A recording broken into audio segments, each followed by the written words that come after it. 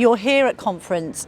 Who have you spoken to and what have you heard from the British government side with regard to support for Ukraine? Are you getting enough? James Cleverly, Foreign Secretary, Penny Mordaunt, many other, Liam Fox, Bob Seeley, Tom Tugendhat, Ian Duncan Smith, many other MPs, and yes, I feel the whole support here from the UK and from UK government and UK Conservative Party. We are very thankful for this, and I'm sure that, like it was at the time of Boris Johnson as Prime Minister, UK government will be the leader in uniting of the whole free world in support of Ukraine.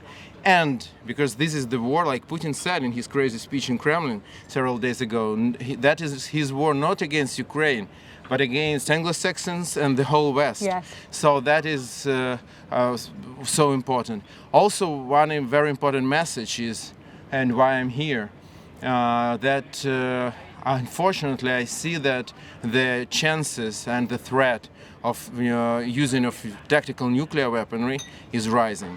I can't say that like high chances, fortunately not. I still think it is unlikely, but the chances are rising. And every time on each crossroad, Putin chooses the worst possible way. And if he will continue to go this track, it can lead us to this catastrophe.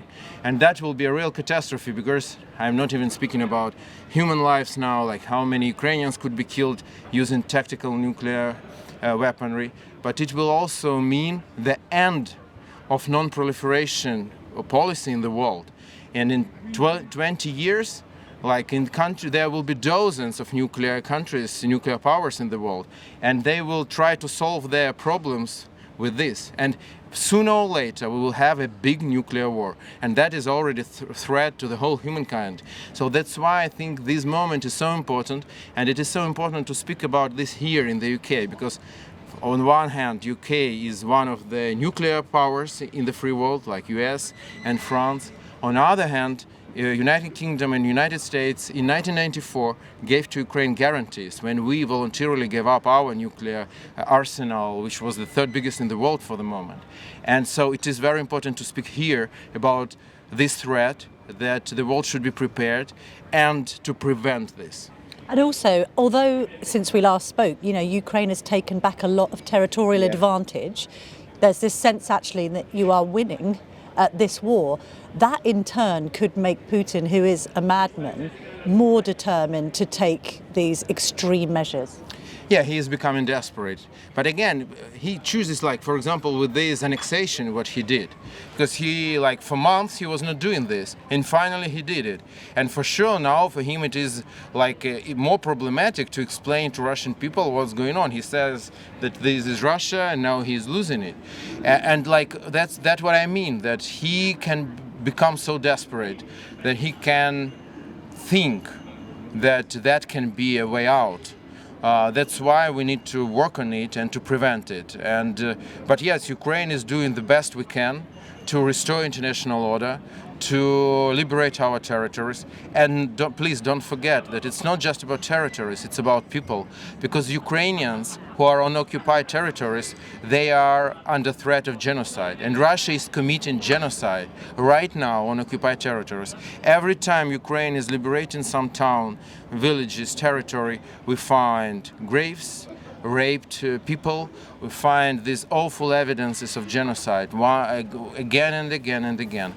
So we should liberate our people, we should save their lives. And I know you have catalogued individually a lot of cases of war crimes.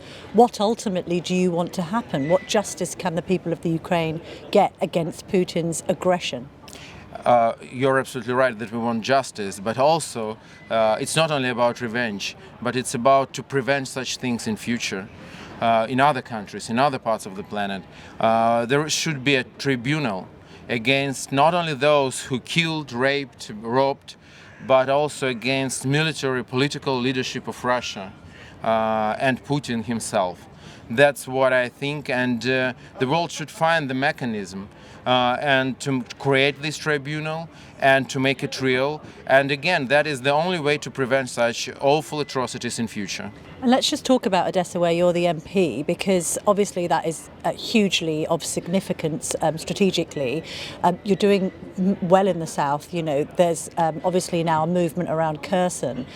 What's the situation on the ground there at the moment, and what are you hoping for moving forward into the coming weeks? On the one hand, there is no ground fighting around Odessa, which is very good, and also yes, we are now kicking off Russians further away from Odessa. But on the other hand, it's just my personal thing. I spoke this morning with my family, and my 4-year-old son said he was very happy, and he said to me, "Dad, I saw how we shot down Russian drone," and he was so happy. But really, I wish you and all who are listening to us never ever hear from their children that they are happy because something which can kill them is intercepted and stopped. So Russia is attacked frequently by Russian missiles, by Iranian drone kamikaze from Iran. By the way, it also shows us that it's not just a Ukrainian-Russian war; it's much wider. The not free world is also uniting, and that certainly that is our big concern, and that is the situation on the ground. Actually, you raise a good point there, because we talk about the geopolitics, but you're a father. You've got 2 boys of different ages. You know, how are the children of Ukraine? How are your kids coping with what's been going on?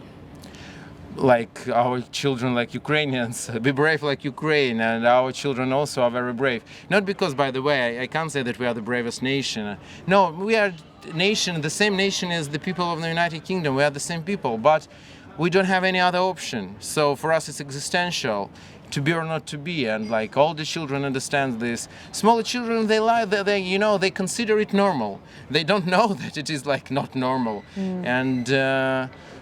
But sure, all of us, all Ukrainians, all millions of us, we are traumatized with this experience, and our children, first of all, that is sure.